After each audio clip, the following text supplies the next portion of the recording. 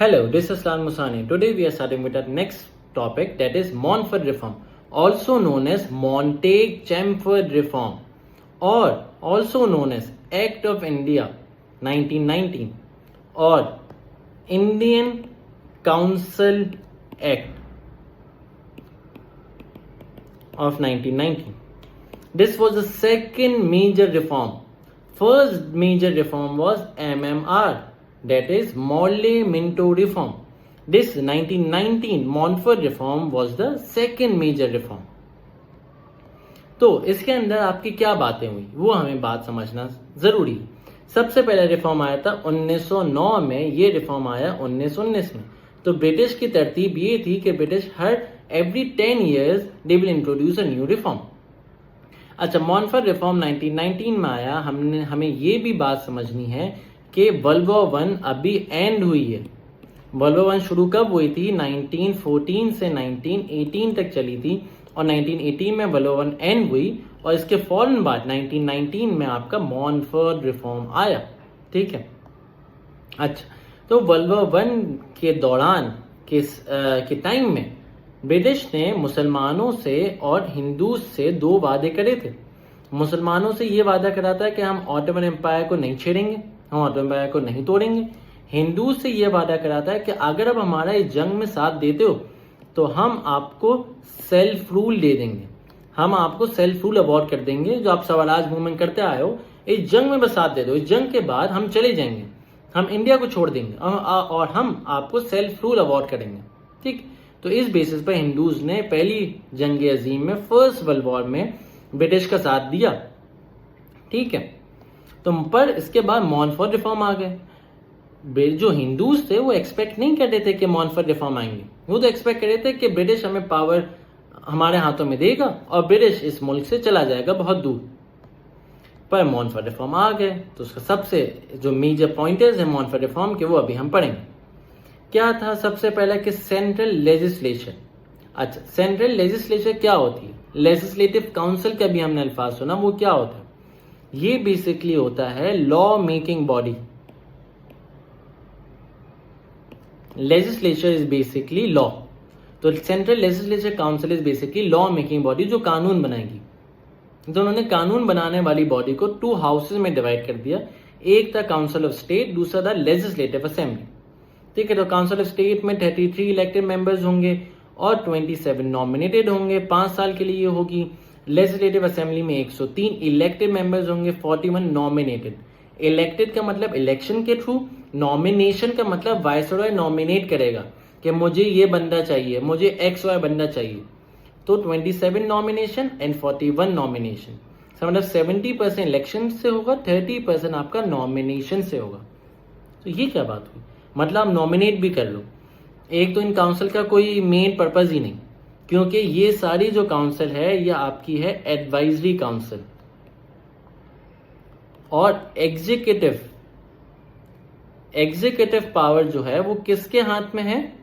वो हाथ में है वायसरॉय के. वायसरॉय डिसाइड करेगा कि वो क्या चीज होनी है, क्या चीज, क्या लॉ इंप्लीमेंट होगा, क्या नहीं होगा, वो सब वायसरॉय डिसाइड करेगा. आपके ये काउंसिल कोई भी काउंसिल नहीं, ये सिर्फ एडवाइस देगी, ब्रिटिश को कहेगी कि ये चीज होनी चाहिए मेरे हिसाब से. वायसरॉय फिर देखेगा कि क्या होगा क्या नहीं होगा. वोटर क्वालिफिकेशन को थोड़ा सा रिलैक्स कर दिया, इंडियंस को थोड़ा सा और वोटिंग के चांसेस दे दिए, पर अभी तक कोई इलेक्शन हो ही नहीं है. Viceroy of India. अच्छा, वायसरॉय कौन है? जो रूलर समझ लो, जो एक मेन पावर है, जिसके पास एग्जीक्यूटिव पावर है, जिसके पास वीटो पावर है. वीटो पावर, जो बंदा बोलेगा वो होगा. तो ये कोई भी लॉ को रोक सकता है, कोई भी लॉ को पास करा सकता है. सबसे पहला क्या है कि सेंट्रल लेजिस्लेचर को उन्होंने 2 हाउसेज में डिवाइड कर दिया. सेकंड क्या है? वोटर क्वालिफिकेशन थोड़ी सी रिलैक्स हो गई. तीसरा क्या है कि अभी भी वायसरॉय के पास ही वीटो पावर है. Next, A new system of dyarchy. ये क्या नाम है सर? ये डायरकी क्या होती है? ये इसको हम समझते हैं. डायरकी, ये 2 अल्फाज है. डाय का मतलब होता है 2, आर्की का मतलब होता है रूल, तो बेसिकली इसके अंदर 2 गवर्नमेंट होगी, डायरकी में 2 गवर्नमेंट होगी, 2 गवर्नमेंट सिस्टम लिया है, कुछ ट्रांसफर कर दिए सब्जेक्ट्स को, कुछ अपने पास रखे। इसके अंदर क्या है, रिजर्व सब्जेक्ट और ट्रांसफर सब्जेक्ट, ठीक है। A new system of diarchy was introduced in the provincial government. ये सिर्फ प्रोविंशियल गवर्नमेंट तक ही इन्होंने लागू रखा था अभी, फिर नेक्स्ट रिफॉर्म में ये सेंट्रल गवर्नमेंट में, फेडरल गवर्नमेंट में ये लोग कर देंगे। अभी ये सिर्फ प्रोविंशियल गवर्नमेंट तक है। के 2 डायर का मतलब 2, आर्की का मतलब rule, it means dual rule, के ब्रिटिश और इंडियन सब मिला के रूल करेंगे।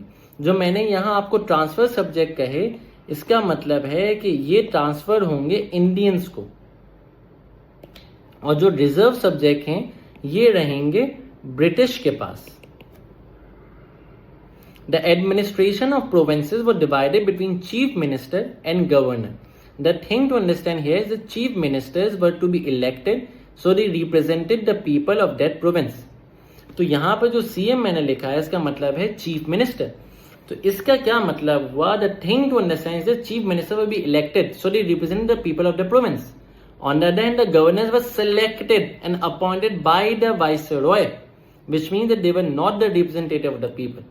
तो जो गवर्नर है उनकी सिलेक्शन होगी, उनकी नॉमिनेशन होगी, और चीफ मिनिस्टर इलेक्टेड मेंबर होंगे। पर आप देखें कि ट्रांसफर सब्जेक्ट में इन्होंने लीस्ट इंपॉर्टेंट जो सब्जेक्ट्स थे, जो मिनिस्ट्रीज थी, वो उन्होंने इंडियंस को पकड़ा दी, और जो मेन सब्जेक्ट्स हैं जो गवर्नर संभाल रहा है, जो ब्रिटिश का आदमी संभालेगा, वो उन्होंने सारे मेन रखे हुए हैं, जिसमें आपका finance, police, maintenance of peace and order, revenue, publication of book and newspaper और फेमाइन। तो ये सारे जो इंपॉर्टेंट सब्जेक्ट हैं वो उन्होंने अपने पास रखे। जो लीस्ट इंपॉर्टेंट सब्जेक्ट्स हैं जैसे कि health, sanitation, local government, public work, agriculture, वो सारे इन्होंने यहाँ पर दे दी ट्रांसफर में। अब आप ये भी ब्रिटिश का खेल समझे, ब्रिटिश बहुत चालाक है। ब्रिटिश क्या कर रहा है, फॉर एग्जाम्पल आपका हेल्थ का काम है, ठीक है, हेल्थ मतलब आपको एक हॉस्पिटल बनाना है, तो हॉस्पिटल के लिए पैसे कौन देगा, फाइनेंस का बंदा। इसका मतलब हॉस्पिटल भी आप अपनी मर्जी से नहीं बना सकते। हेल्थ सेक्टर आपके पास है, इंडियंस के पास है, पर आप बना ही नहीं सकते, क्योंकि आपको फाइनेंस वाले बंदे से पैसा चाहिए होगा, आपको इजाजत चाहिए होगी, आपको पुलिस की अथॉरिटी चाहिए, तब जाके आप एक हॉस्पिटल बनाओगे। अब ये ब्रिटिश का खेल समझ लो, ब्रिटिश ने ट्रांसफर कर दिया, फिर भी ब्रिटिश ने इंडियंस को बाउंड रखा अपने ऊपर ही कि आप कोई भी चीज अपने हवाले से नहीं कर सकते, आपको हर चीज हमारे मशवरे के साथ, हमारी इजाजत लेकर ही करनी पड़ेगी। तो इंडियंस को इन्होंने ऑटोनॉमी थोड़ी सी दी, थोड़ी सी पावर दी, पर उसका भी कोई फायदा ही नहीं है, क्योंकि ब्रिटिश ने मेन सब्जेक्ट्स, मेन जो बातें हैं वो अपने पास रखी हैं। तो ये था आपका dyarchy. Dyarchy means 2 government 2 rule.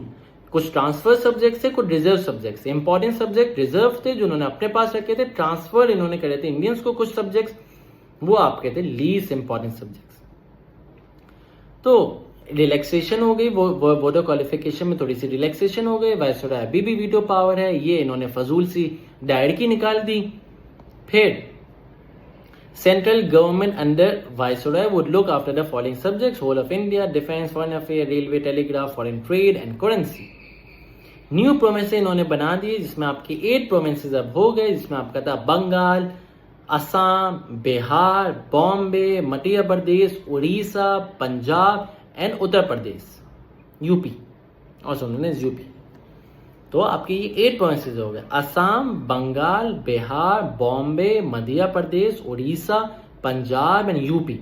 Bombay में आपका सिंध भी आता है, सिंध और बॉम्बे एक प्रोविंस से शुरू में।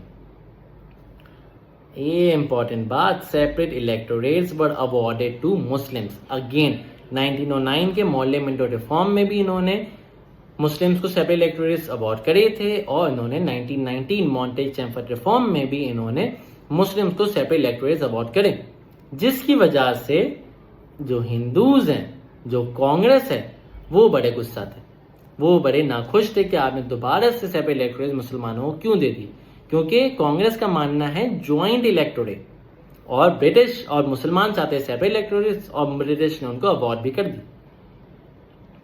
अच्छा, इसका मुस्लिम्स पर क्या रिएक्शन था? मुस्लिम्स नाखुश थे।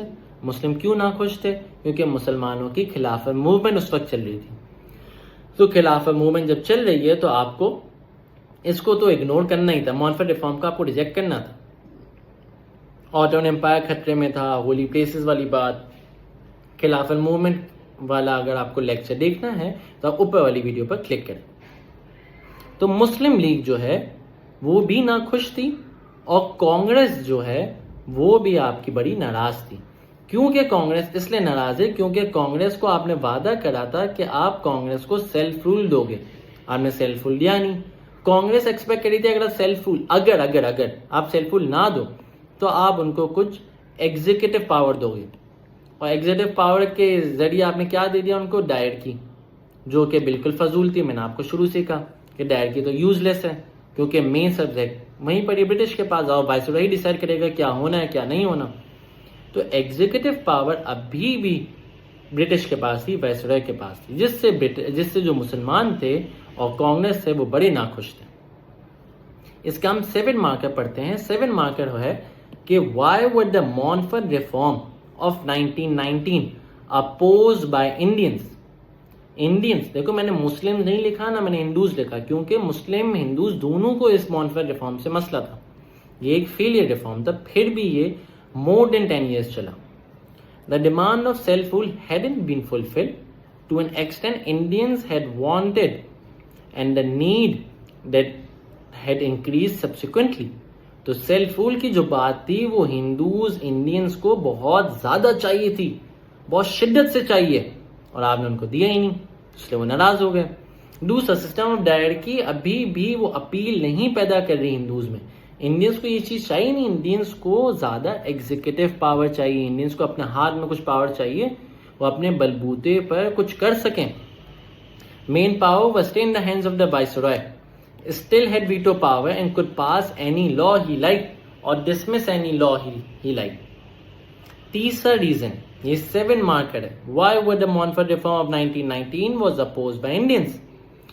तीसरा रीजन ये है, the viceroy could dismiss provincial legislative council and he was the one who appointed provincial ministers, so the transfer subjects also had no major say to Indians, had no major say to Indians independently। दोबारा ये पढ़ता हूँ, ये समझना। The viceroy को dismiss provincial legislative council, तो viceroy पास इतनी भी पावर है कि अगर आपने कोई लॉ गलत पास कर दिया तो वायसरॉय वो पूरी लेजिस्लेटिव काउंसिल को ही खत्म कर देगा। And he was the one who appointed provincial ministers. Provincial ministers वो अपने ही बंदे ला रहे हैं। चीफ मिनिस्टर इलेक्शन से आएंगे, पर प्रोविंशियल मिनिस्टर किससे आएंगे? वो तो आपके प्रोविंशियल जो गवर्नर्स हैं, मिनिस्टर्स हैं, वो तो ब्रिटिश लाएगा, तो वो तो ब्रिटिश के ही अकॉर्डिंग काम करेंगे। उसका मतलब ट्रांसफर सब्जेक्ट में तो इंडियंस के पास कोई सही है ही नहीं, और Indians weren't given their deserving reward after support in World War I। जो ब्रिटिश ने इंडियन से वादा करा था वर्ल्ड वॉर 1 में कि आप हमारा वर्ल्ड वॉर 1 में साथ दो तो हम आपको सेल्फ रूल अवार्ड करेंगे, वो वादा इनका अधूरा रहा। मुसलमानों से वादा करा था ऑटोमन एम्पायर को प्रोटेक्ट करेंगे, वो अधूरा रहा, वो उन्होंने बात नहीं मानी।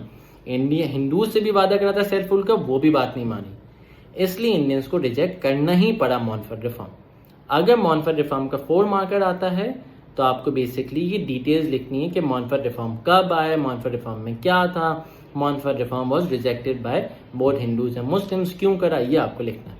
तो 5 पॉइंट्स आप लिख लोगे तो आपके मॉनफर्ड रिफॉर्म का 4 मार्कर भी बन जाएगा। 7 मार्कर भी मैंने आपको दिखा दिए और 4 मार्कर भी समझा दिए। होपफुली आपको मॉनफर्ड रिफॉर्म आप क्लियर होंगे। मिलते हैं नेक्स्ट वीडियो में नेक्स्ट टॉपिक के साथ।